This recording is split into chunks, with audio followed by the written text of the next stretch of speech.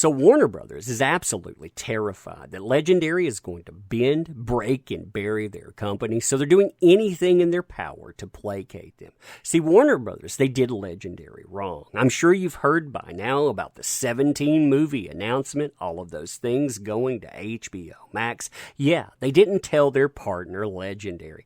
Legendary underwrote 2 movies for over $100 million apiece, and Legendary said, hey, we'll meet you in the courtroom, and they were very, very ticked. Now, Warner Brothers, I think they've had a little time to think about this, and the solutions that they've come up with, they would cost them hundreds of millions of dollars. They would have to treat Legendary movies differently than any other movie out there, and it's going to create other problems for Warner Brothers as well. This hole that they keep digging, it's getting deeper and deeper and deeper. So yeah, let's you and I talk about that today. So hey there, by the way, I hope you're having a fantastic day, because today, you and I, we are returning to that wonderful world of Warner screw-ups, and these things, they just keep getting worse and worse and worse. Now, as far as Legendary is concerned, I want to read this portion to you, and I want to add a few things while we go in, but we're going to go from about right here to about right here. Yeah, this stuff is so good. So battles, big and small, are being fought on numerous films. Legendary is in a big fight that might result in lawsuits after it financed 75% of tentpoles Dune and Godzilla vs. Kong and was completely blindsided. By blindsided, by the way, what they mean by that is that Warner Brothers didn't bother to contact Legendary until about 2 hours beforehand, and rumors have it that Warner Brothers may not have contacted them at all. They may have found out from somebody seeking some type of statement in the press. I mean, imagine that. You cough up hundreds of millions of dollars. Your partner in distribution, they basically decide that they're going to do something for themselves, and they don't tell you anything about it. And of course they wouldn't, because you know what? You would react just like we see Legendary reacting. So to fix that here, rumors have the solution to that breach being to preserve Dune as a traditional theatrical to preserve its franchise potential, and since its October 1st release date falls well after the estimated late spring date when the beer bug vaccines should achieve herd immunity. Now think about that statement there too. They basically are trying to figure out wiggle room to get out of statements that they made before. See, remember, they're not doing this for themselves. They're not doing it for AT&T or Warner Brothers or to enrich executives. They're doing this for you, for your safety. That's the way that they marketed it. Twitter, they bought into this hook, line, and sinker. The mass media picked up on it for a couple of weeks as well before all the blowback came rolling down. So yeah, they've got to work around that. I love how they put that thing in there. Now, the other part of this, dealing with Godzilla vs. Kong, that it comes with a story. And oh, this story, it is a good one. So Godzilla vs. Kong might stay an HBO Max hybrid in its May 21st slot, but only if Warner Brothers makes a deal with Legendary that uses as a base the $250 million value established when the film was shopped earlier to Netflix. See, a lot of people are not aware that Netflix tried to pick up Godzilla vs. Kong. They approached Legendary back in November, and Warner, they shut it down. Quote, there are rumblings tonight that Legendary's fourth Godzilla vs. Kong, scheduled to be released by Warner Brothers on the big screen, is in talks to head to HBO Max. Surprise, surprise. So you see this here. It makes it sound like Warner and Legendary were in talks to pick that up and to take it to HBO Max, but instead of going that route, them buying out Legendary, they decided to just circumvent them altogether, to throw it there, but to say, hey, we're going to put it in theaters too.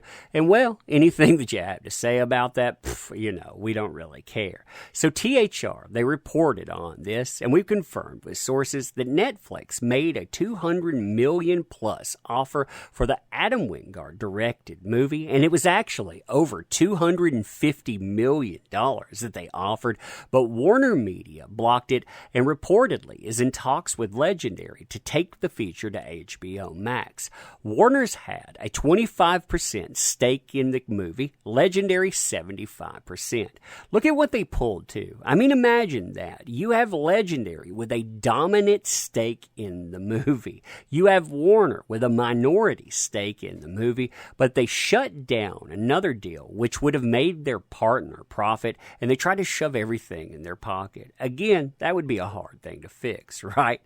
An HBO Max deal with a possible theatrical component similar to the studio's upcoming experiment with Wonder Woman 1984 wouldn't be out of the question.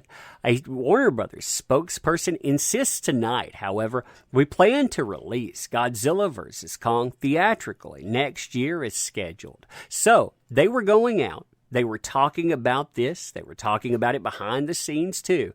Like things were either going to go ahead with negotiations or they were going to go along as planned. Again, Legendary had no idea about it. They had no idea when they were getting shot down for that $250 million deal. And now Netflix, if they don't want to get sued, they're going to have to come up with that large sum. I mean, imagine that. Now, to truly drive home how much this would cost AT&T, the parent company for Warner Media, I cracked out my super-duper calculator here, put it on standard. This is high-tech, by the way, isn't it? I know I pull out all the stops for you. But yeah, I put in $250 million, put in the cost of HBO Max, rounded up a penny. It costs $14.99, but I'm going to call it $15. So it would take $16,666,666 accounts paying for 1 month to pay off that movie. And fascinatingly enough, HBO Max doesn't have that many accounts subscribed to it. I mean, Warner, they say that they do, but the reality is about 14 million people have actually signed in to HBO Max, and that doesn't subtract any of the freebies in there. So really, you're talking about a huge cost. Again, this is just one thing out of many, many things they're going to have to iron out, and that coming from a company with a $152 billion debt load. They cannot afford this. It could bury them anyway. See, even if they fix the issues with Legendary, they have other companies they need to placate. And how do you think they're going to do that? Offering Legendary sweetheart deals and really going in and giving them Dune as a standalone. Even if they manage to do that too, then they have back-end residuals that they owe. Here they're talking about the little things. For example, a movie that's supposed to come up next year. And Warner Brothers, they're continuing to have to negotiate to placate big names. Look at some of the names here. We're talking about Denzel Washington, Jared Leto. We're talking about Oscar winners who were blindsided after wrapping up the film. The studio, they need them to promote to make a success of that first hybrid HBO Max theatrical release too. They have to be on board with this. They have to seem happy. The only way to do that is to fix these issues, and it just keeps getting worse and worse and worse. The way that I see this is going to cost them a decade of money. I mean, who knows how long they won't see profits, and that company, they cannot afford that. They cannot afford something that does not make positive revenue because they already have enough things that are failing. $152 billion in the hole. Yeah, they will sink. They will sink and drown. And this thing, it is their own creation. But anyway, let me know what you think about this stuff. As always, too, I appreciate the heck out of you showing up. You make this stuff possible. Don't ever let anyone else negate you like a Warner Brothers would. If you want to help out the channel beyond watching, too, appreciate you just doing that, by the way. But if you want to help out the channel in different ways, there are links in the description. PayPal, membership, merchandise, our luscious comic book that will be closing in a couple of weeks. So many good things. But yeah, I appreciate the heck out of you, and we'll see you soon.